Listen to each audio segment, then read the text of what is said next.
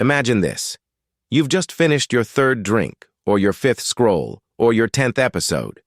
The screen fades to black, the bottle clinks softly on the table, the high begins to taper, and something in you sinks. Not dramatically, not painfully, just quietly. Like a light dimming in a room you forgot you were sitting in. You check your phone again. Nothing new. You open the fridge. Not hungry. You stare out the window trying to feel something, but everything feels wrapped in plastic. And then it hits you, not a thought but a sensation. You're not craving the drink, or the screen, or the food. You're craving something else entirely, but you don't know what it is. You just know that when it gets quiet, really quiet, something begins to rise. Something unbearable, something hollow, something hungry. And so, you reach again. For the hit, the rush, the distraction, the numbness. Not because you're broken, but because staying present in that hunger feels impossible. Here's the paradox no one tells you. Addiction doesn't begin with the pursuit of pleasure. It begins with the avoidance of pain, especially the pain of meaninglessness. People don't become addicted because they're weak. They become addicted because they are wired for meaning, and meaning is nowhere to be found. And when a life lacks purpose, anything that offers a temporary sense of aliveness will do. So we scroll, we snack, we binge, we buy, we smoke, we gamble, we perform. Not because we're seeking pleasure, but because we're trying to silence the existential ache of disconnection, the dull, unnameable sorrow of a life lived without depth. But what if addiction isn't the problem at all? What if it's a signal? Not of dysfunction, but of deprivation. What if addiction is the body's final attempt to create feeling in a life that's lost its soul? And if that's true, then the real question isn't, how do I stop? It's, what have I lost? And what am I trying to find every time I reach?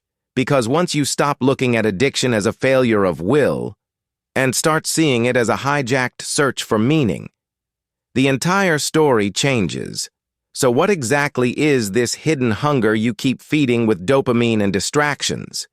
And who would you become if you could finally listen to it? Let's go deeper. Addiction is not a moral failing. It is not a weakness of character. It is not merely a chemical dependency. Addiction, in its purest form, is a substitute for meaning. To understand this, you must look past the surface, the substance, the behavior, the dopamine spike, and begin to ask, why does this keep calling me? What part of me is it trying to soothe or replace or silence? Because no one ever wakes up and says, I want to be addicted. What they say, usually without words, is something far more ancient and far more human.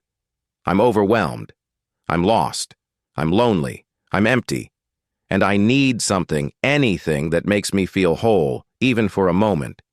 And that's where addiction enters, not as a monster, but as a false friend. The psychological setup. Psychologist and trauma expert Gabor Mate famously said, the question is not why the addiction, but why the pain. Addiction is never about the thing itself.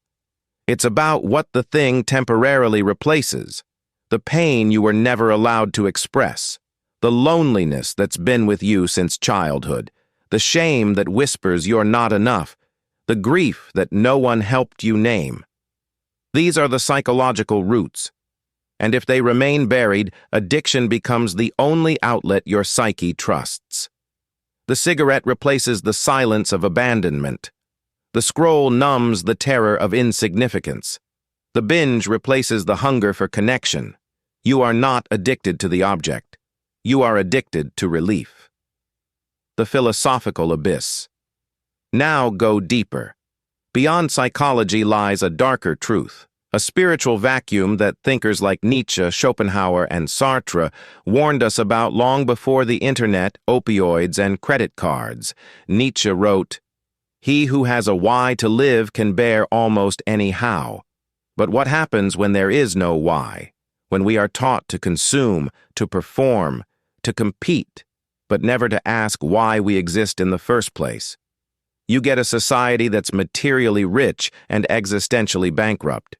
You get a world that offers everything except purpose. You get people who seem successful but secretly feel dead inside. And so, addiction becomes the stand-in for transcendence. It mimics the feeling of transcendence, the escape, the rush, the elevation, without ever offering real meaning. But the more you chase that imitation, the further you drift from your own soul. This is not coincidence. This is design.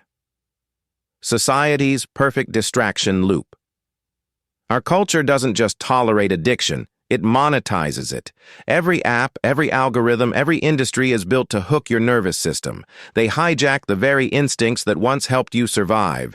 Seek novelty, avoid pain, conserve energy, feel safe in the familiar. But now, these instincts are turned against you, trapped in a digital and consumerist loop that offers stimulation in place of fulfillment. And here's the worst part. You start to believe the problem is you, that you're just undisciplined, impulsive, flawed. But the real problem? You're looking for God in a vending machine. You're looking for connection in a feed. You're looking for peace in a pill. You're looking for wholeness in a world that only sells fragments. The split inside you, Carl Jung once wrote, "People will do anything, no matter how absurd, to avoid facing their own soul." That's what addiction is. It's the most sophisticated avoidance mechanism ever created. It allows you to feel without facing, to numb without healing, to escape without changing. But here's the paradox. The part of you that seeks the addiction is also the part of you that seeks wholeness. They are not separate. Addiction is the misguided pursuit of meaning in a world that has stripped meaning from your reach. So the question is not how to resist your addiction harder. The question is, how do you return to what it was trying to give you all along without destroying yourself in the process? To answer that, we must first see what addiction has stolen from us, personally, culturally, spiritually. Because the damage is deeper than you think. Addiction never arrives with a bang. It doesn't destroy you all at once. It erodes you quietly, gradually, strategically, like waves against a cliff, until one day you look down and realize the ground beneath you is gone. Because the true cost of addiction isn't always found in the obvious tragedies. It's found in what you no longer notice, in what you no longer feel.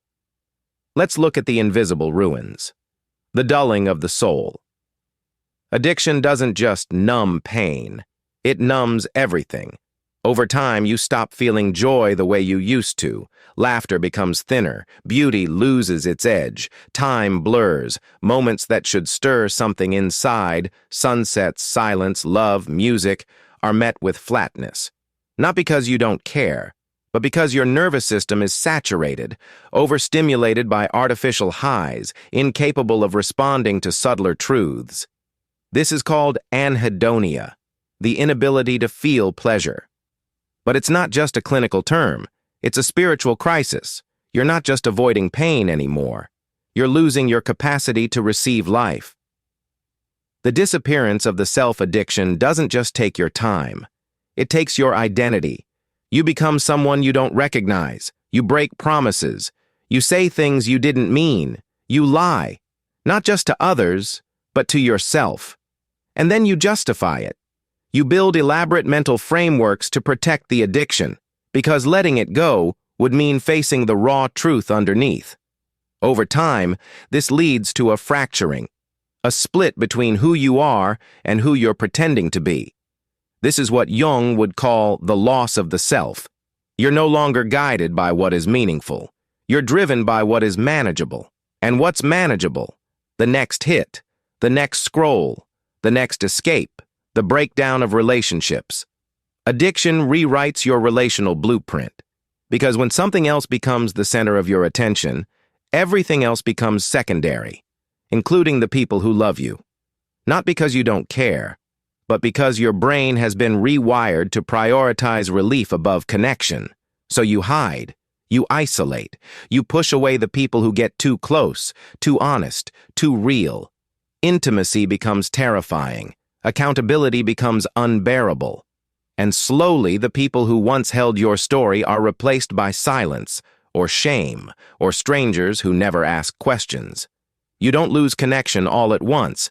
You lose it one avoided conversation at a time. The hijacking of time. Perhaps the cruelest theft is this. Addiction steals your life by disguising itself as just a moment. 5 minutes becomes 2 hours. One night becomes every weekend. A temporary crutch becomes a permanent lifestyle. And while you're numbing the now, your future is quietly being erased. You start to forget your dreams. You stop making plans. You no longer believe in the someday version of yourself, because addiction doesn't live in the future. It lives in the now, but in a warped, shallow, synthetic version of it. You're alive, but you're not living. The cultural consequence, a society of escape, now widen the lens. What happens when millions of people are silently addicted, not just to substances, but to screens, validation, consumerism, rage, noise? You get a culture where distraction is normalized and depth is avoided, where feeling nothing is safer than feeling too much, where we diagnose burnout as a personal failure rather than a symptom of collective collapse. Addiction doesn't just change individuals, it changes civilizations, and it breeds a society that forgets how to feel, forgets how to connect, forgets how to be still long enough to ask, is this really the life I want? The consequences are everywhere, but they're hard to name because they've become the background noise of modern life. We don't see the destruction because we've learned to call it normal. But now that you've seen it, truly seen it, there's no going back. So what's the alternative? If addiction is a hijacked search for meaning, then what happens when you take the wheel back? What does the real search look like? It's time to find out. You don't heal addiction by force. You heal it by reclaiming the path it tried to imitate. Because addiction, for all its destructiveness, points to something real. It's not just a trap, it's a map. And the rebellion begins when you stop punishing yourself for being hooked and start asking, what was I really looking for? That question is not self-help fluff. It's a revolutionary act in a world that conditions you to numb, not feel. So how do you break free? Not just from the behavior, but from the system that made it necessary? Let's begin. Step 1. Interrupt the pattern, not the pain. Your first instinct might be to cut out the addiction cold. Burn the bridge, delete the app, flush the pills, block the dealer. And maybe that's part of it. But if you remove the behavior without meeting the need beneath it, you'll just find a new addiction to fill the void. So the real rebellion isn't abstinence, it's attention. Instead of numbing the urge, sit with it, track it, feel it rise and ask, what are you actually trying to soothe? What are you afraid of feeling? This isn't a technique, it's a practice in self-reunion, and it begins by welcoming the pain you've spent years trying to outrun. Step 2. Create rituals that replace the imitation. Addiction offers a cheap version of what you need: connection, aliveness, transcendence, peace. So your job isn't to destroy the urge, it's to upgrade the ritual. If you crave escape, try awe, nature, music, silence. If you crave connection, try vulnerability, conversations without masks. If you crave stimulation, try creation, writing, painting, dancing. If you crave control, try surrender, meditation, breathwork, prayer. The key is intention. A drink numbs, a ritual reveals. One takes you away from yourself, the other brings you home. Step 3. Redefine strength as sensitivity. In a culture that rewards performance, sensitivity feels like weakness. But here's the paradox. Your sensitivity is not the cause of your addiction. Your sensitivity is what your addiction was trying to protect. The more sensitive you are, the more pain you absorb. But also, the more truth you perceive. So what if you stopped shaming your sensitivity and started honoring it? What if the world wasn't built for your nervous system? Not because you're broken, but because it's broken? Choosing to feel, fully, deeply, honestly, is the most radical form of strength there is, because feeling is what leads to knowing, and knowing leads to healing. Step 4. Tell the truth. Even if your voice shakes, addiction thrives in secrecy. So the most disruptive thing you can do is tell the truth, not just to a therapist, not just to a journal, but to a person who sees you, stays with you, and refuses to look away. Say it. I'm lost. I'm hurting. I don't know how to live without this. I don't want to keep doing this, but I don't know who I am without it. Shame cannot survive in the presence of compassionate witness. Find one. Be one. This is how you break the silence that kept the cycle alive. Step 5. Reconnect with what's real. You don't need a new identity. You need to return to the parts of you that addiction buried. What did you love before the numbing began? What made you feel infinite, even for a moment? What parts of you still ache to be seen, to be useful, to be alive? This isn't about going back. It's about resurrecting what never truly died. Addiction cuts you off from meaning. Healing reconnects you to it. And meaning doesn't have to be grand. It just has to be real. You don't break free by becoming someone else. You break free by remembering who you were before the world taught you to disappear. And when you do, when you stop filling the void and start listening to it, you'll discover something breathtaking. The void was never empty. It was waiting for you. The final truth doesn't scream. It waits. It doesn't arrive in the climax of a detox or the end of a 12-step program. It slips in during the silence, when the cravings fade, when the distractions fall away, when the world stops spinning long enough for you to ask, not how do I stop, but why did I start? That's when it surfaces. The thing no one tells you, the thing buried beneath every substitute, every escape, every hit. Addiction wasn't your enemy. It was your unconscious longing for meaning, dressed in urgency, wired with pain. The real reason you couldn't stop, you weren't chasing pleasure. You were chasing presence, not the rush but the relief, not the high but the hole it momentarily filled. You were trying, desperately, to stitch yourself back together in a world that kept pulling you apart. And the tragic genius of addiction? It mimicked everything you were missing. The thrill of transcendence, the illusion of belonging, the silence of stillness, the relief of forgetting yourself. But it offered them as illusions, fleeting, synthetic, and hollow. You weren't addicted to the thing. You were addicted to the feeling that something finally made sense. Because when life feels meaningless, anything that interrupts that meaninglessness feels like salvation, even if it destroys you. The truth about the void. You were taught to fear the void, to numb it, to fill it, to run from it. But what if the void isn't empty? What if the void is sacred space, not a place of absence, but of potential? The place where meaning is not imposed but born. The quiet field where your real self, beneath the addictions, beyond the noise, has been waiting patiently. You weren't running from pain. You were running from this silence. Because in this silence, you meet the truth. You are not what you consume. You are not your numbing. You are not your coping. You are not your cravings. You are the one who watches them. The one who's still here, still breathing, still capable of choosing, still whole, even after all this time. The final realization: wholeness was never gone.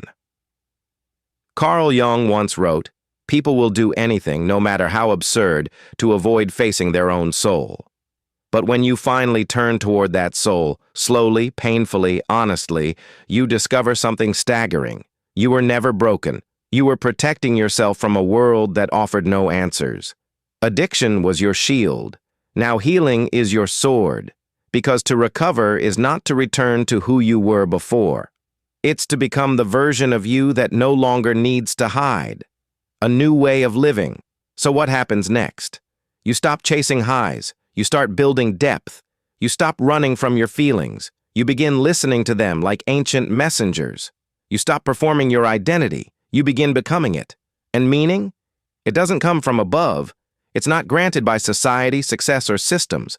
Meaning is handcrafted, forged in presence, lived in moments, born through truth. And your longing for meaning, the very thing addiction hijacked, is still alive. Not as a weakness, but as a compass. You searched in all the wrong places. You hurt yourself trying to feel whole. You lost time. You lost people. You lost yourself. But you never lost your capacity to return. And now you see it. Addiction wasn't a detour. It was your soul refusing to live without depth. So go back. Not to who you were, but to what you've always been becoming. Not broken, not flawed, but aching to feel something real. And now you finally will.